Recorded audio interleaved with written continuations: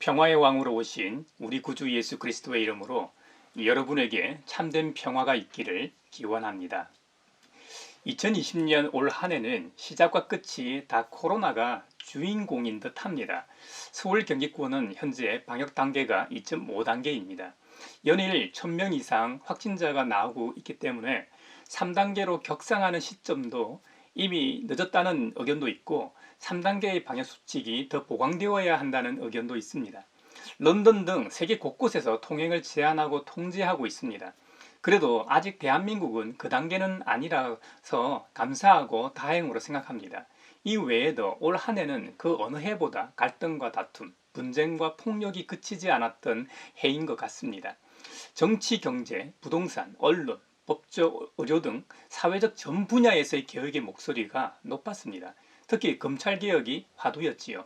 민주주의에서는 검찰뿐만 아니라 어떤 권력이라도 민주적 통제가 필요합니다. 이런 의미에서 그리스도인인 우리가 기독 시민으로서 이 사회에서의 기득권을 내려놓고 더불어 살아갈 자세와 준비가 되어 있어야 합니다. 이 세상의 모든 권력을 다 합쳐도 비교할 수도 조차도 없는 우리 주님께서 그 모든 것을 내려놓으시고 이 땅 피두세계로 내려오시어 손수 당신께서 지으신 이 피조물의 형체를 입으셨습니다. 우리 주님께서는 이사야 선지자를 통해 이렇게 말씀하셨습니다. 모든 계곡은 메워지고 산과 언덕은 깎아내리고 거친 길은 평탄하게 하고 험한 곳은 평지로 만들어라. 이 사회 곳곳에 존재하는 산과 언덕 그리고 계곡, 거친 길이 존재합니다. 이런 사회적 부조리를, 사회적 불평등을 교회와 그리스도인들이 앞장서서 메우고 평탄하게 하고 도두어라는 것입니다. 사실 이 일을 위해 우리 주님께서 이 땅에 성육신하셨습니다. 이런 희망이 없다면 이 세상 사는 맛이 나겠습니까? 육신의 장막을 입고 이 세상을 살다 보면 당연히 돈도 필요하고 집도 필요하고 옷도 필요합니다. 하지만 너무 과하게 욕심을 부리는 것은 그리 건강한 일이 아닙니다. 그래서 그 옛날 출애굽 때 광야에서 만나와 메추라기를 먹을 때도 분수에 맞게 먹도록 했고 그 법칙을 배웠습니다. 사랑하는 형제 자매 여러분, 우리가 아무리 맛있고 비싼 음식을 먹을 수 있는 돈이 있다고 해도 한 끼를 먹을 수 있는 양은 금붕어가 아닌 이상 정해져 있습니다. 돈이 차고 넘쳐 입고 싶은 옷을 마음껏 사서 입는다 해도 입는 옷은 정해져 있습니다. 다 입지도 못합니다. 결국 쓰레기통으로 직행하거나 옷수거함으로 들어가게 되어 있습니다. 특히 먹는 것은 적당히 먹을 때 건강한 법이지요. 그 이상은 탈나고 건강을 해칠 뿐입니다. 돈 때문에 가족이 법적 다툼까지 하고 서로 원수가 되는 것을 종종 봅니다. 이게 무슨 행복입니까? 좀 더 가지고 있는 분은 나눌 줄 알아야 합니다. 이것이 성경이 우리에게 가르치는 말씀입니다. 모세오경에서는 그래서 추수할 때에 곡식 한 묶음을 잊어버리고 왔거든 그것을 가지러 되도록 하지 말라고 규정하고 있습니다. 그것은 당시 사회적 약자였던 외국 사람과 고아와 과부에게 돌아갈 몫이라는 겁니다. 심지어 나그네를 사랑하라고까지 명하십니다. 이 나그네는 지나가는 객일 수도 있고 외국 사람일 수도 있습니다. 물론 모세오경은 먼저는 이스라엘 백성에게 주신 말씀이기 때문에 그들을 향해 전에 너희도 애굽 땅에서 나그네였다고 강조하며 개구리 올챙이 때를 기억하라는 의미지요. 이 점은 우리도 마찬가지입니다. 그리스도 밖에 있을 때는 하나님의 일반 은총으로만 살았습니다. 그러나 이제는 십자가의 사랑과 은총을 입은 자로서 죄의 노예였던 과거를 기억하라는 의미입니다. 그러니 이방 나그네, 요즘으로 말하면 외국인 근로자, 다문화 가정이 해당할 겁니다. 그들을 학대하지 말라고 하십니다. 요즘 외국인 근로자를 때리는 사업주는 거의 없지요. 이들이 가족을 먹여 살리려고 왔으니 그들의 값싼 노동력을 쓰고 임금을 갈취하는 행위, 노동 환경을 고려하지 않는 행위가 학대하는 것에 해당하겠지요. 권력이 있고 힘이 좀 있는 분들, 좀 많이 있는 분들도 포함했어요. 왜 그들에게 그런 힘이나 권력이 주어졌는지 잘 생각해야 합니다.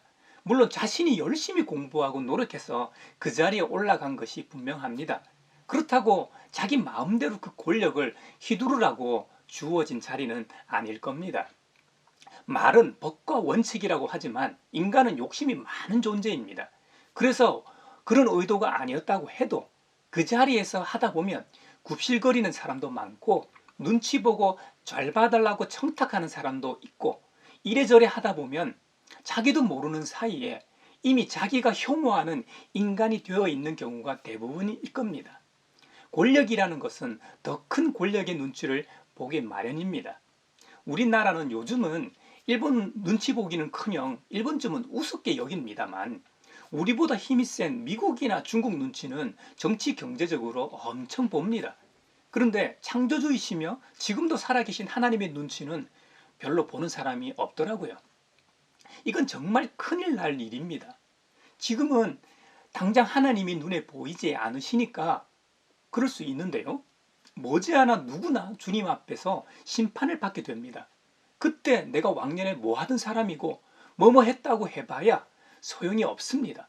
오히려 주님께서 허락하신 그 권력으로 남용하거나 월권했다고 더 큰 벌을 받을 가능성이 높습니다.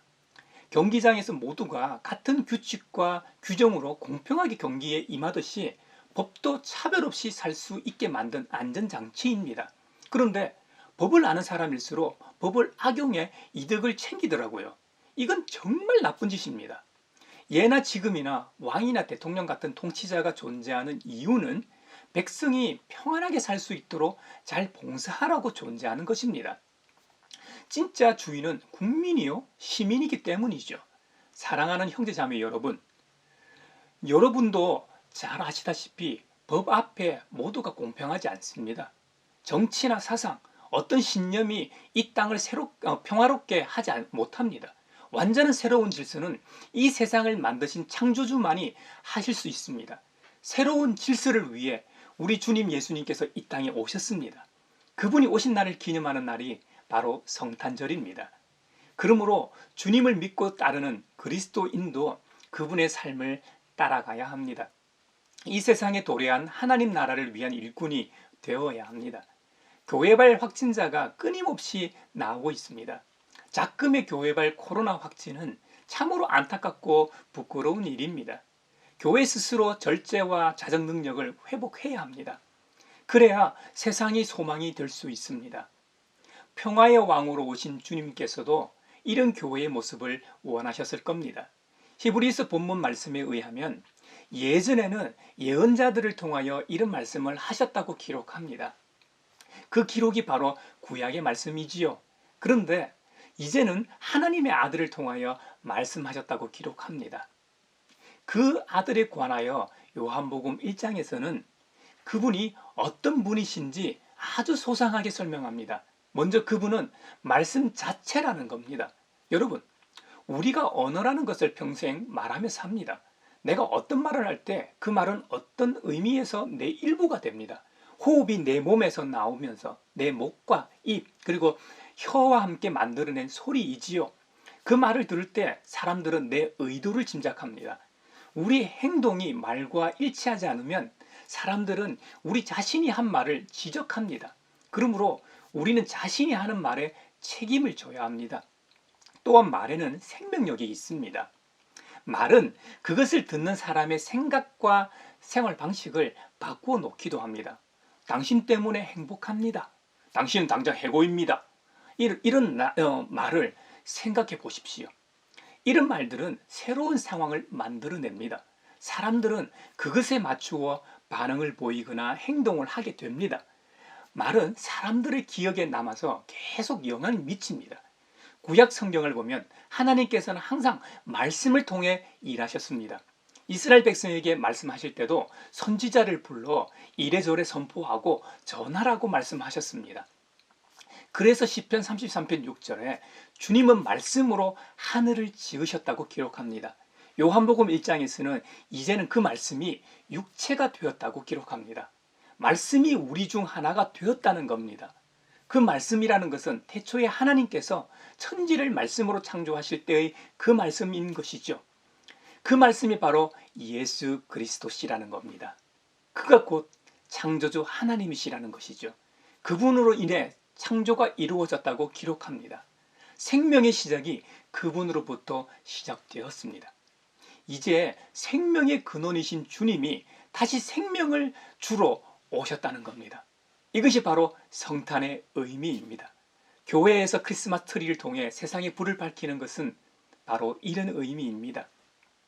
요즘은 교회보다 세상의 크리스마스 트리가 더 화려하고 커서 교회들마다 규모가 적어지고 있습니다만, 이 크리스마스 트리는 생명의 빛으로 오신 그리스도를 상징적으로 보여주는 것입니다. 이런 트리 장식과 더불어 진정한 빛을 그리스도인들의 삶을 통해 저와 여러분의 말과 행위의 복음을 통해 보여주고 세상을 밝혀야 합니다. 이것이 교회의 존재의 이유이며 우리 주님 예수님께서 이 땅에 오신 의미입니다.